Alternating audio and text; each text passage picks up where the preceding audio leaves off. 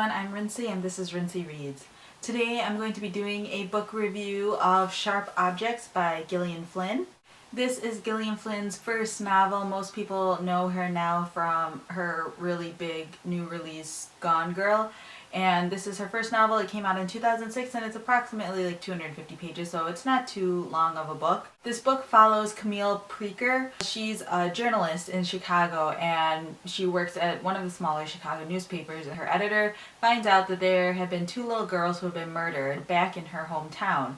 And so her editor's like, go back to your hometown and find out what's going on and get me, the story on this, because he thinks that there's a connection between the two murders. Of course, the story itself isn't that simple. Camille has a really tragic background. I won't tell you too much about what has happened, but she's really mentally unstable. Her family life isn't too great, and she has a lot of really bad memories from her hometown. So going back is a really destructive thing for her. Now, I have to say, this book didn't really capture me as much as I kind of hoped it would. I went into it knowing that Gillian Flynn's writing's really creepy and sort of weird and twisted, and it's really dark and things like that, and that's definitely true. This book is really dark. It does not hold back when it comes to sex and violence and really creepy things, but that isn't really something that deters me personally, so I didn't necessarily have a problem with it, but this book definitely creeped me out quite a bit.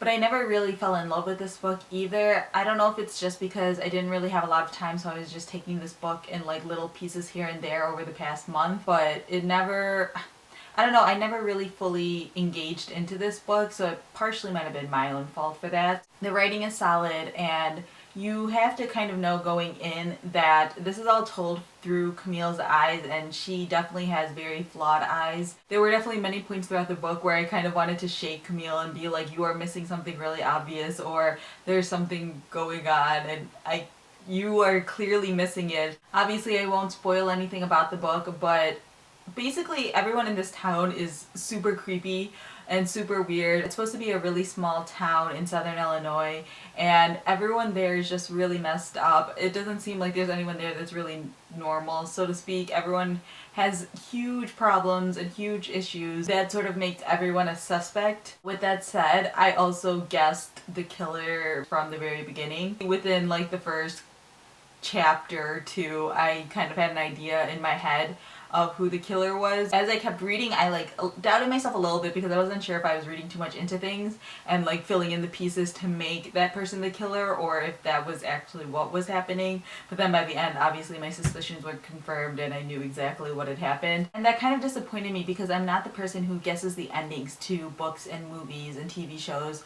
If anything, I'm the person who wants to know nothing about a storyline, and then when I'm watching things, I don't try to guess the ending at all whatsoever. I mean, I sometimes have like a little bit of idea just to see, but I am almost always wrong, and I almost always pick something that's way too obvious, and the fact that I was able to pick up on this makes me feel like this was a little bit too obvious. I gave this book 3 out of 5 stars because I didn't hate this book, but it didn't really do much for me either. I don't know if it's just because I went into it thinking too much of Gillian Flynn's writing, because I hear so many people talk about her and so many people talk about Gone Girl and things like that, so I wasn't really crazy about this book, but I also didn't really hate it. That being said, I do already own a copy of Gone Girl, so I probably will read it. I am still kind of intrigued by her writing. I didn't think this was a bad book whatsoever. I just thought it was okay. So I do want to give Gone Girl a chance also because so many people have raved about that book specifically, so I wonder if there's just something different about that book. So yeah, that's my review of Sharp Objects. It's been a while since I've done a review, so I felt a little bit rusty doing this, which is a little bit sad. I'm gonna try to read some YA books this month because I feel like I need something lighter, especially after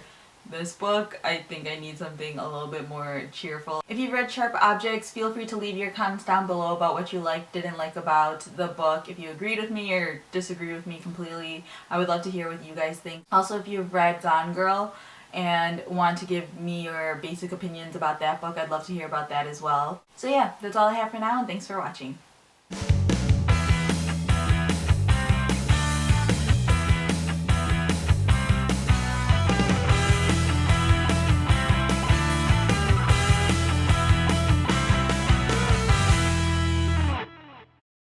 Synopsis goes like this.